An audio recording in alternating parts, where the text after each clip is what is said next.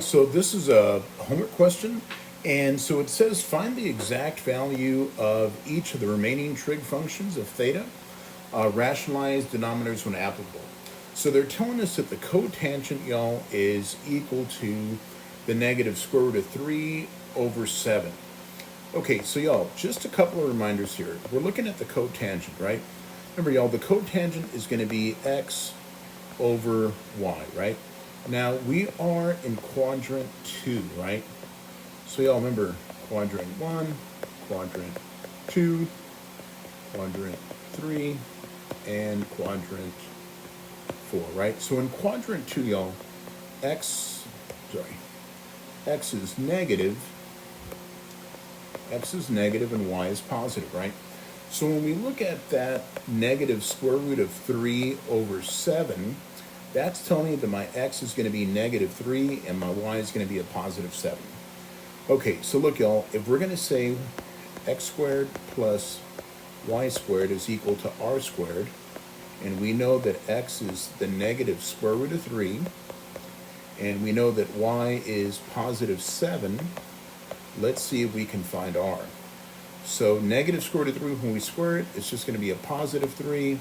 7 squared is 49. Add them together, that's 52. That's equal to r squared. So we want to take the square root of 52. So y'all, 52 we can break up into 4 and 13. And the square root of 4 is 2, so we should get 2 square roots of 13 for our r. Okay? Okay, so look, y'all, if we want to know what the other trig functions are going to be, why don't we try the easy one first? Tangent of theta, y'all. Tangent of theta would just be the reciprocal, right? So negative 7 square roots of 3. We do want to rationalize. Rationalizing the denominator, y'all, just means we want to get rid of the square root downstairs. And square root of 3 times the square root of 3 is just 3. So here's our answer for tangent, right? Okay, so now let's do the other trig functions. Let's see. So we know that sine of theta is going to be y over r, and we said that y was 7, and r we got 2 square roots of 13. So let's multiply square root of 13 both upstairs and downstairs. So that's 7 square roots of 13 times 2 times 13. That should be 7 square roots of 13 over 26, right?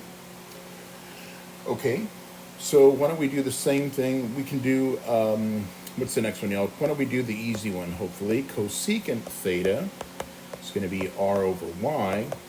We said r was 2 square roots of 13 over y, which was 7. So we got that one. Okay, let's come back here. Okay, and then we still need cosine of theta, which is x over r. X was a negative square root of 3. R was 2 root 13.